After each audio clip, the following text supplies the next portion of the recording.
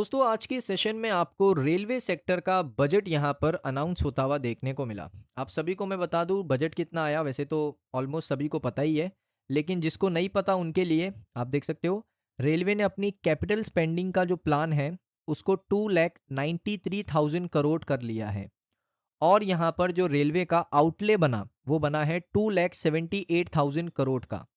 तो दोस्तों यहाँ पर रेलवे का बजट कमाल का आया। अब बजट के अंदर ना निर्मला सीतारमन जो हमारी फाइनेंस मिनिस्टर है, उन्होंने 7 हाई स्पीड रेल कॉरिडोर का अनाउंसमेंट किया। अब ये अनाउंसमेंट इतना इंपॉर्टेंट क्यों है, ध्यान से सुनिए। ये अनाउंसमेंट दोस्तों इसलिए इंपॉर्टेंट है क्योंकि हमारे भारत देश के अंदर 7 ऐसे हाई स्पीड रेल कॉरिडोर बनने वाले हैं, जिनका प्लान ये है कि इम्प्रूव करेंगे इंटरसिटी कनेक्टिविटी को और रिड्यूस करेंगे ट्रैवल टाइम को की इकोनॉमिक जोन के अंदर। अब की इकोनॉमिक जोन कौन से हैं? एक है आपका मुंबई, एक है आपका पुणे, एक है आपका चेन्नई, एक है आपका हैदराबाद और एक है आपका यहाँ पर मुंबई, पुणे, चेन्नई, हैदराबाद, दिल्ली, वाराणसी।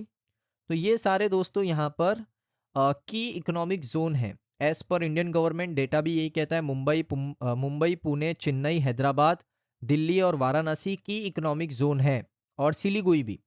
तो यहाँ पर ये जो 3, 4, 5, 6, 7 ऐसे इकोनॉमिक जोन है जहाँ पर आपको हाई स्पीड रेल कॉरिडोर देखने को मिलेगा।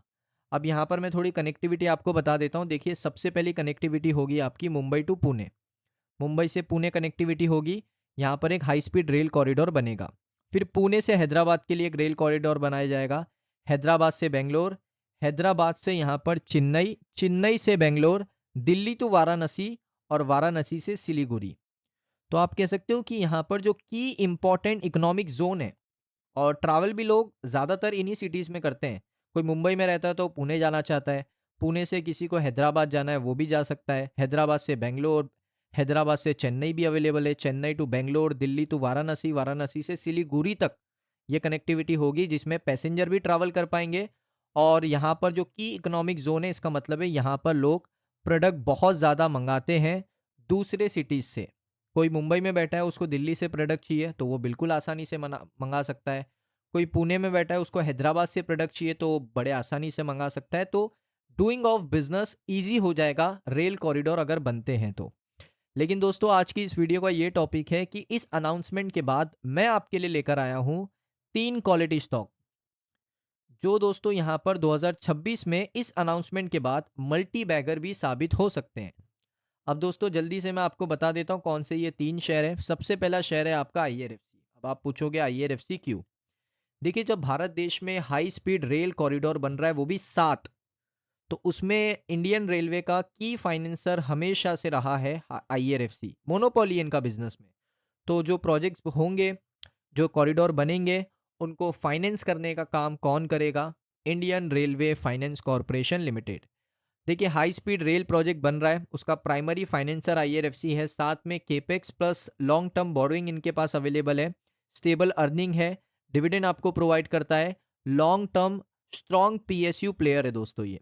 तो इसको सबसे ज़्यादा बेनिफिट मिलेगा इस अनाउंसमेंट के बाद। अब बात करेंगे दूसरे शेयर, जिसका नाम है RVNL, रेल विकास निगम लिमिटेड। देखिए रेल इंफ्रा के अंदर सबसे आगे ये कंपनी, एग्जीक्यूशन इस कंपनी का सबसे फास्ट है। ट्रैक्स तो स्टेशंस को बनाना हो, इलेक्ट्रिफिकेशन का काम हो, सभी चीज़ें कंपनी कर लेती है।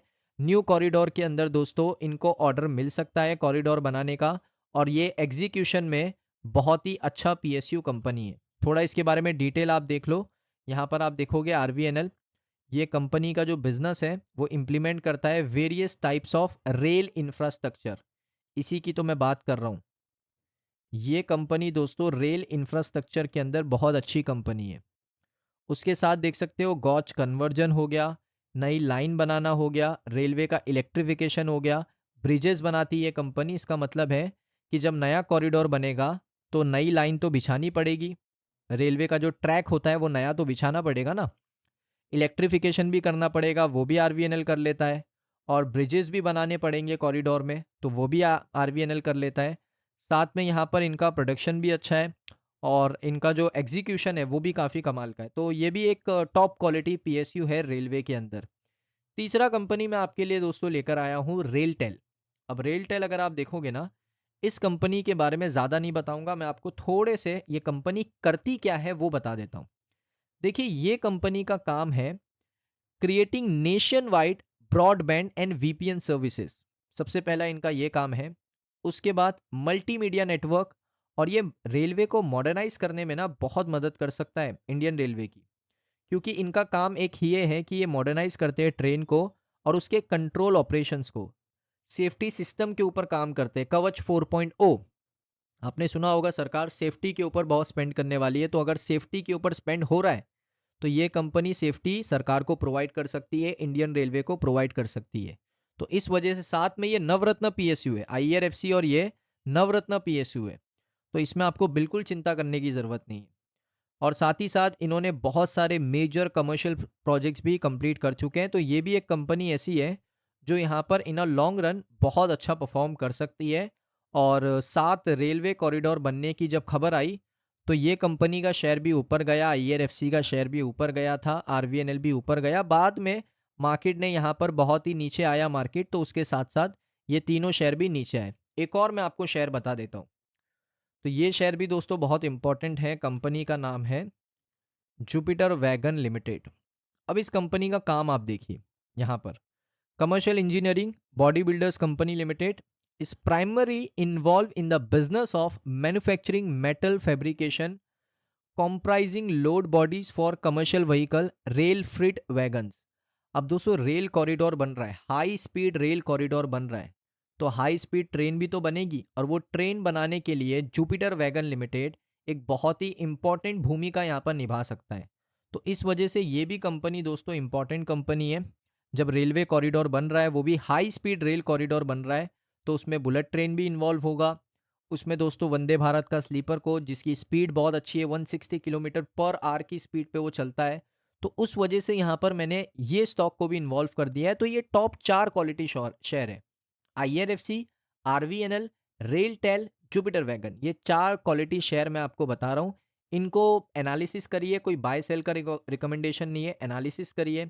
इनका आप एनालिसिस कर सकते हो, मार्केट कैप देखिए, करंट प्राइस देखिए, स्टॉक का पी रेशो देखिए कि प्राइस टू अर्निंग रेशो क्या है, वैल्यूएशन क्या है शेयर्स का, बुक वैल्यू आप देख सकते हो, बहुत सारी चीज़ें अवेलेबल है।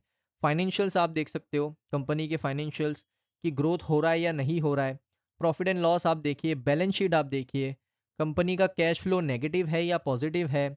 इन्वेस्टर देखिए कि प्रमोटर का होल्डिंग कितना है, एफआई कितना है, डीआई कितना है। सारी चीज़ें देखने के बाद आप डिसीजन ले सकते हो। अपना एनालिसिस खुद करना है, किसी की बाय सेल का रिकमेंडेशन बिल्कुल नहीं लेना है। तो दोस्तों यहाँ पर ये 4 शेयर थोड़े फोकस में रह सकते हैं। अगर आपको ये वीडियो अच्छा लगा, वीडियो को लाइक करें। चैनल पे अगर आप पहली बार आए हो, सब्सक्राइब कर लो। मिलता हूँ नेक्स्ट वीडियो के अंदर।